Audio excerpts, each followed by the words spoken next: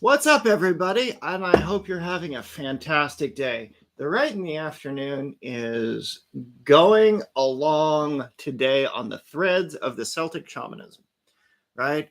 And there are two books that are the subject of discussion today. One is called Fire in the Head, Shamanism in the Celtic Spirit by Tom Cowan. The other one is The Fairy Faith in Celtic Countries by W.Y. Evans Wentz, with an introduction by Terence McKenna. Now, this book, Wentz's book, is one step off the Irish record. So if you want to know what the Fae are up to, the taboos, the ingredients, the mythos, the places of interaction, this book is a wonderful encyclopedia. Non-Celtic parallels and doctrines of rebirth and things like that are also included. And it's just, this is one of those things where if you want to understand what the Druids did, or you want to understand what people are doing today, this was really cool. Now, shamanism is separate from Druidry. The difference between the Druids and the shamans are that the shamans stayed in one place. The shamans had people come to them, whereas the Druids went out and did, right? In a lot of cases. There's the central point of union. Like I use a cauldron as the basis for my magic, right? Like I've got it in its all the ingredients in there. I'm channeling the energies from it. I'm working with these kinds of things. And so from this thing out comes more energies, right?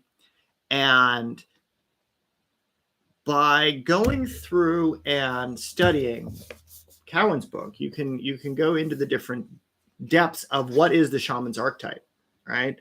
And there are really interesting ways to figure out what is a shaman versus what is not a shaman, right? And the essential archetype of shamanism that is activated in every century among certain men and women, and thus gives rise to the various forms of shamanic experience. Now, I'm going to stop right there real quick. Shaman is part of the Russian steppes cultures. Those are the tribal practitioners of folk magic, ancestral magic, and otherworld travels in the Russian steppes. That's where the term originally comes from. The Shamanic Techniques in Ecstasy, Mersha Elade's book, is absolutely fantastic when it is the breakdown of what he went over there and did all of the studies and really in depth to the different tribes and the cultures. So the concept of the shaman allows for the journey into the non-ordinary reality, and a return with some knowledge or power to serve the community. In addition to these core elements, the archetype includes some type of traumatic initiatory crisis, often involving a debilitating, life-threatening illness for the candidate, although some shamans realize the call more slowly as their innate mysticism gradually evolves into a stronger, more intense relationship with the spirit world. So it is about the connection between this world and the spirit world, not so much this world and evocation, but your individual connection between this world and the spirit world. This is where UPG comes in, but it's the UPG that translates into knowledge, wisdom, things that are insights for others, right? The ability to make succeeding journeys into the other world at will. You need to be able to project yourself from this plane into the other worlds specifically. A transformed version of reality that includes a sense of oneness and interrelatedness of all the created things with the power and the life force of that pervading universe. So that way, what we do in that space, the liminal state between sleep and wakeness, right before the edge of sleep, right before the edge of life and death, right? So this is where you use the drugs, the mushrooms, the vision-enhancing blends, the cannabis, the things like that. You use it to create that liminal state, so that way you project your soul into those different planes and states, right, on purpose. And if you're using the drugs outside of the ritual environment, you have abused the spirit of the drug, or you are abusing your own spirit because you're not using it in the context to which it is supposed to be facilitator for, right? Like this is why you have sacred rituals. This is why you have sacred smoke ceremonies. This is why you have those kinds of things, in order to be able to condition and connect that experience, what it allows your body to do, because your mind can do it on its own. The drug gives your body the physical capacity to handle the alternate state of consciousness that puts you in an immersive capacity to deal with the other world, right? and the ability to work magic, that is to heal, see, or control ordinary reality in ways that are considered extraordinary by community standards. Full shamanic experience occurs in a trance-like, non-ordinary state of consciousness. The shamanic state of consciousness, or the techniques of ecstasy, as Marsha Alade talks about, it appears to be a unique mode of awareness similar to, but significantly different from, other visionary states such as dreaming, hypnotism, uncontrollable hallucinations, reverie, out-of-body experiences, and near-death experiences. In spite of its differences, the shamanic state of consciousness has something in common with each of these, and people trained in shamanism can enter these states at will because they have mastered the archaic techniques of ecstasy. Referencing Alade's book. This book and Alade's book go really well together. Like, you should have both of them in your archives. The most common method of creating a shamanic state of consciousness is by listening to mesmerizing sound, such as a monotonous beating of a drum, the clicking of sticks, the shaking of rattles, the engaging in repetitive activities such as clapping, chanting, dancing.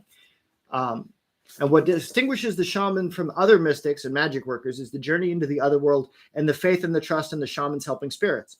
So it's not just you going into these things, it's you going into these things with friends, with other animals, with other things that guide you, right?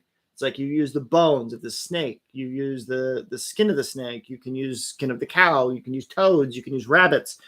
Like I was telling the guys in the course earlier today, I was using a rabbit fur and a crystal placed on the rabbit fur. The crystal has the sigil of the thing that I'm working on, and I send the spirit of the rabbit to go collect the spirit, so that way it rides it back and invites it into my space, so that way it can sit on the nice fluffy rabbit fur while I'm interacting with it.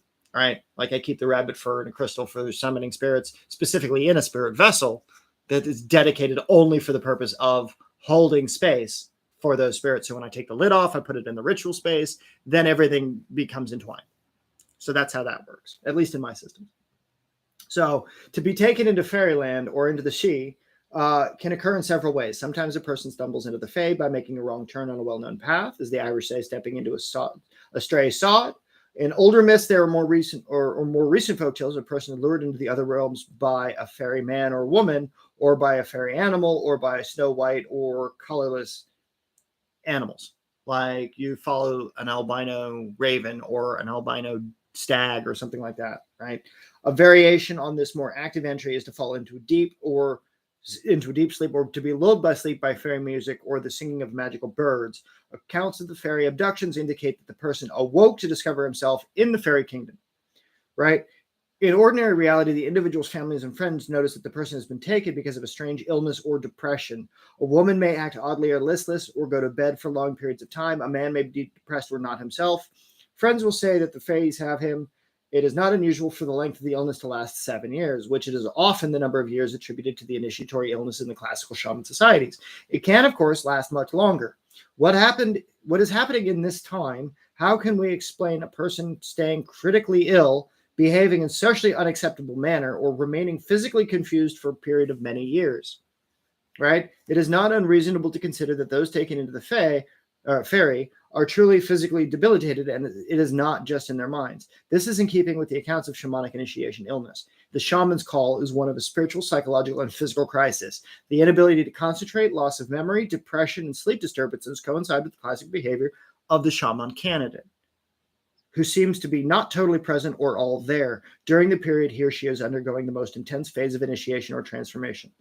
The Irish say when a man gets a touch from the fairy, he starts to act silly.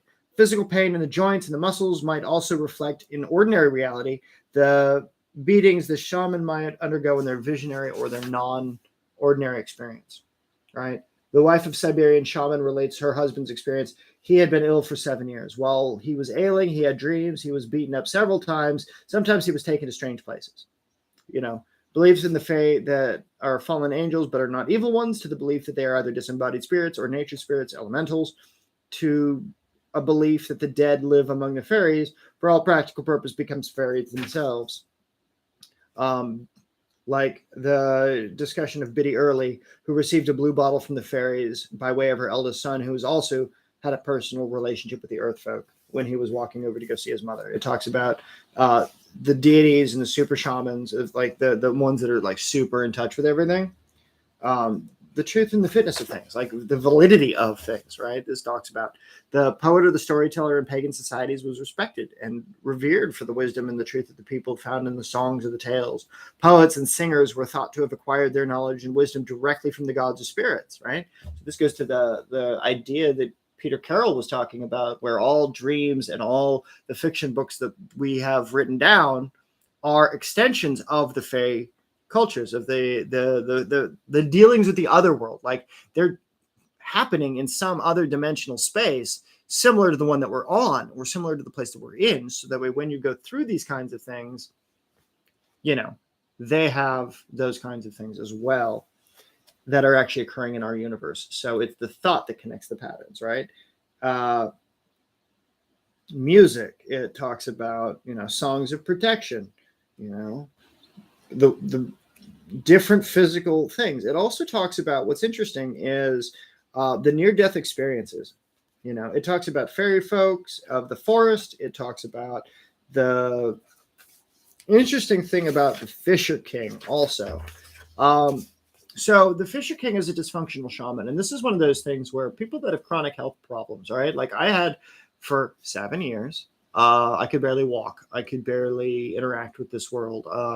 I had to learn how to do and convert all of my business dealings digitally or remotely so that I could trust them enough to be able to handle the business that I needed handled in the way that I needed it done, so that I could focus on the spiritual stuff, because I wasn't allowed to participate. I just couldn't participate. The only thing that I could focus on is you can't sell sex toys when you're not sexual, right? Or at least not physically able. Like it was really hard to do the retail environment the way that I wanted to do the retail environment, because I loved being there. It's like being animated and having fun with the customers and running them all around the store for hours and hours a day. Like I loved that. That's what my pride and joy was doing. And then my back got bad, and then I could barely walk. And then it just got really, really terrible. And that's the thing, is the difference between the shamanic aspect of what it is that we're dealing with and what it is that we are doing with our work, right?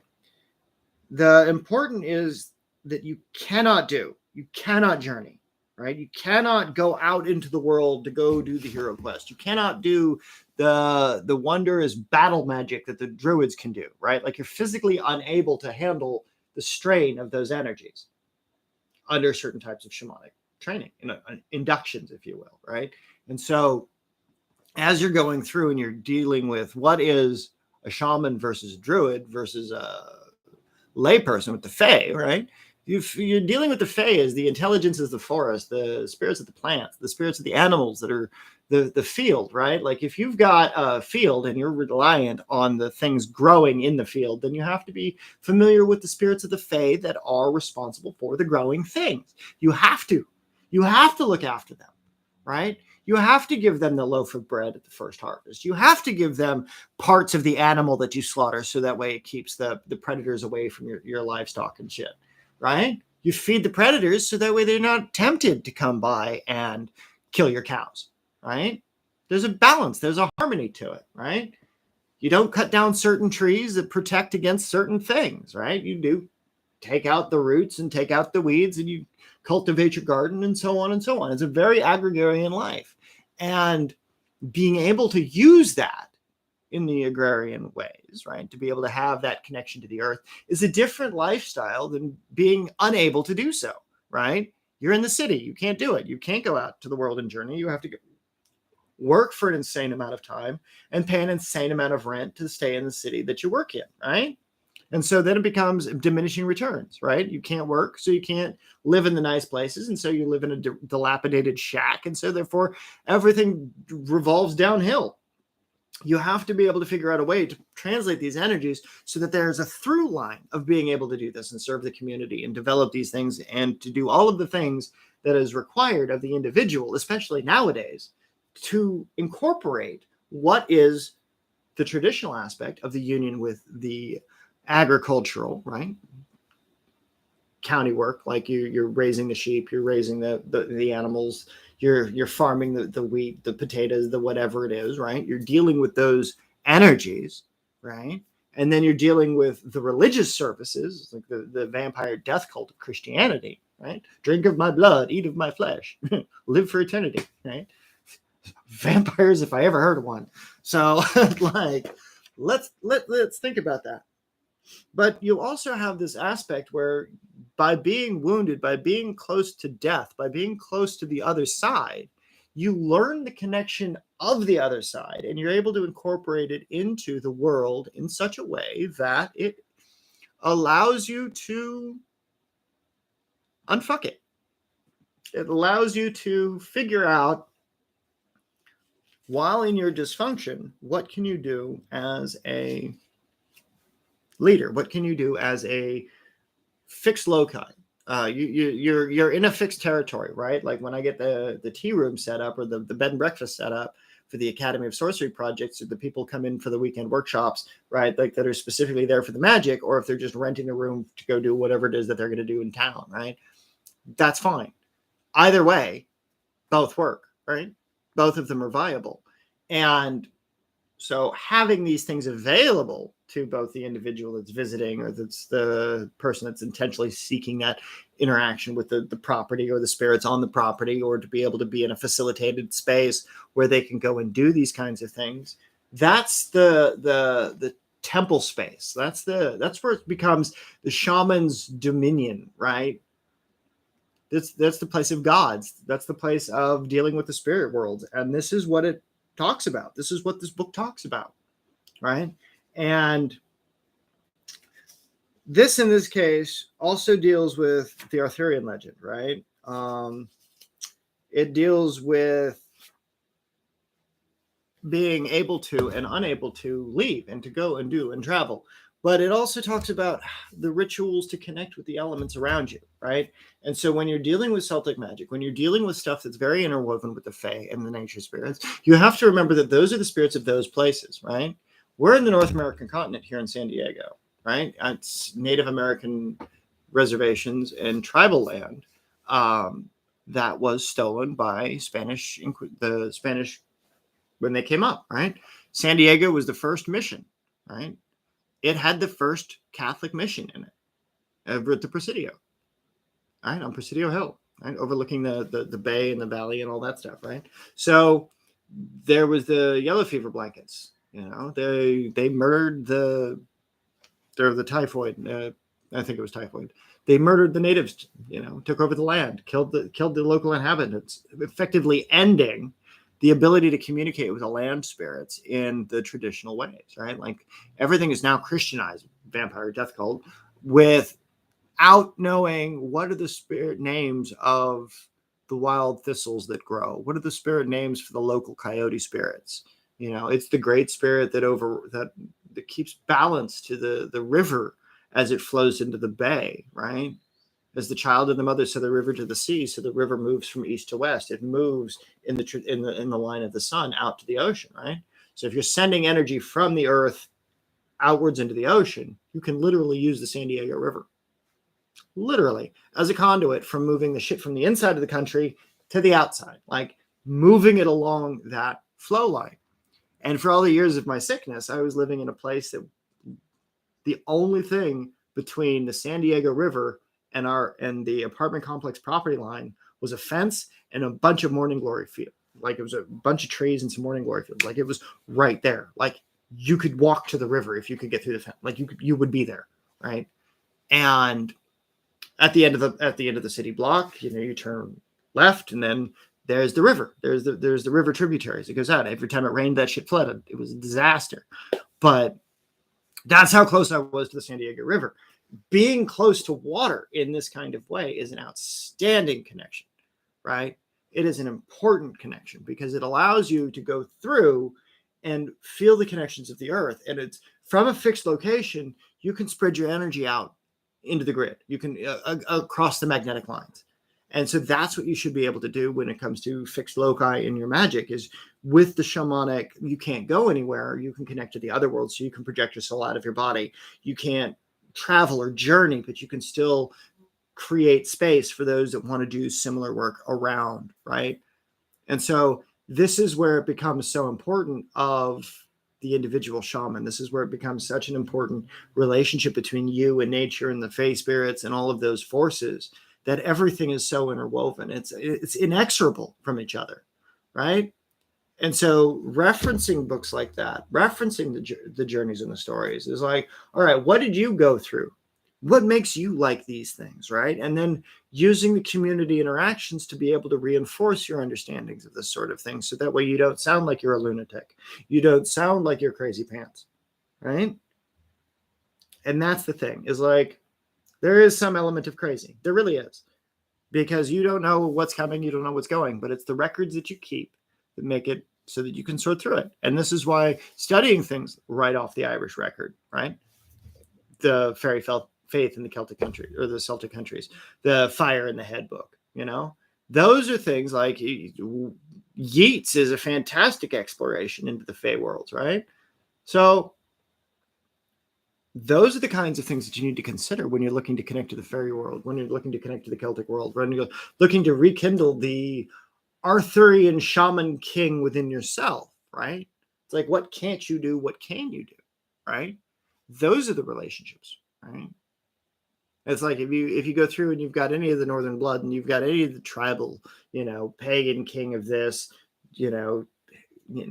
descendants of Nile and the 9 hostages, you go through with all of the Scottish clans, all of those things, right? And you're connected to all of that stuff. That's inexorable connections to magic, because all of them were pagan, right? But you don't have the rights to work with those spirits because you're not trained in working with those spirits. You have to go seek that out if you want to do that kind of thing. Just because you have the ability to open the door doesn't mean that the things on the other side are willing to work with you without traditional applications. And this is where shaman training comes in, where you're able to create that next level of, all right, we're projecting, we're developing, we are testing, we are verifying, we are going back through and creating that thing which is going to help us on the other side.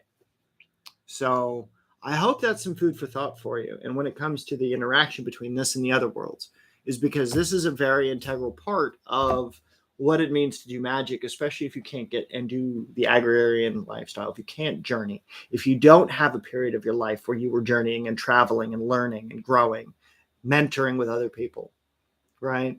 This is the kind of thing that you should study, is because, all right, so you're stuck in a physical location. Well, how do you yield the best energy of that physical location out, right? Like when I build a temple space with the bed and breakfast, with the retreats, with the school, with the herbal garden, with the products and services that I'll be creating along in tandem with the books and the tea room and the social, the business aspect of it, right? Like it's an entire ecosystem, right? And so this is the thing, that as we grow through our levels of development, we are applying back these levels of development.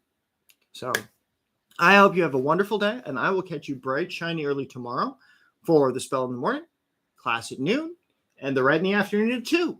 All righty, my friends, stay safe. And remember, don't be evil. All right. And there's a few books you should be reading. So go fucking read. All righty. Bye, y'all.